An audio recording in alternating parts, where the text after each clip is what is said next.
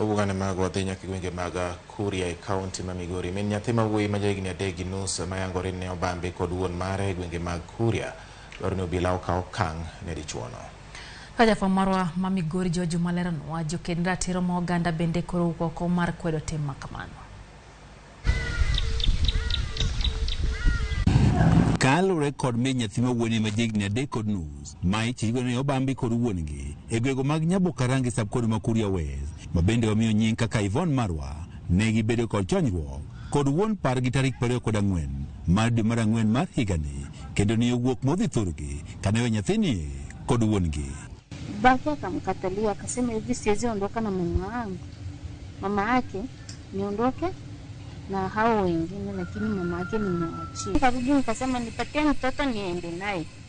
Akaniambiaje, huyu mtoto hauendi naye, kizubutu kusema hivyo mimi nitakukata mapanga sasa hivi ndio usindo kusema hapo. Marwa wacho ni tarik 25 dwe mar ang'wen mar higani e seche manoriko ni owuok osiptal ka oduogo dalagi e seche ma piny koro ne yuso ema ne opoko yudo ka nyathini ma wuoyini mane oweyo kod wuongi ne ywak e rangach. Nikawa natoka hapo hospitalini nikaenda nikauliza dada zangu, mtoto huyo aliyepo hapa nje ni wa nani? Sasa kwa kwenda kuleta hiyo direct nikakuta huyo mtoto ni wa kwangu. Alibakwa na baba yake. Alivyobakwa na baba yake nikaja ikafikia akabeba huyo mtoto akampeleka nyumbani kwetu.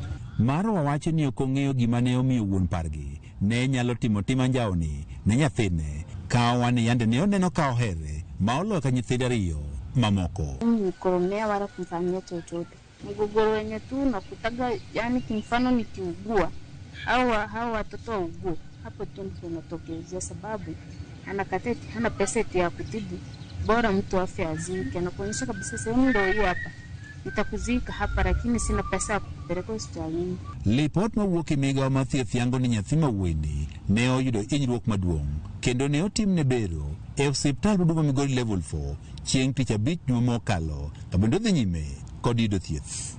Jakedo kod lwenjego mag kit chwech e kaunti ma Migori Seth Midenyo wacho ni gombo margi en ni otim nonro mapiyo piyo kendo koro kawo okang' mar chik ne achijni. P3 kosejazi to koro mano en gigo manyalo miyo polis kata investigating officer thuolo mar dhi mondo mi ondhi achich mar timo tim machalo kamae.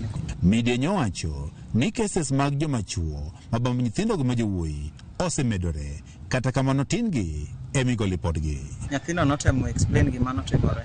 Babagi ne nonindo kode yo kama odhi godo oko maduong'. Sodomi matimore ne nyithindo bende are rarely reported unless ni extent magalagala machalo kaka mae. Jatend obila sab-kod ma Kuria Eskeleti Kimaiyo wacho ni kes ni gintiere godo ka bende gima bedo ka girito en mondo koro tim bero ne nyathi ma wuoyini ka bende bang'e giyud lipot mowuok kuom laktar mondo kaka obila gikaw okang' mar mako wuongi. George Juma, Ramogi TV, Migori. Kuna mga jamo kuom jogo makedo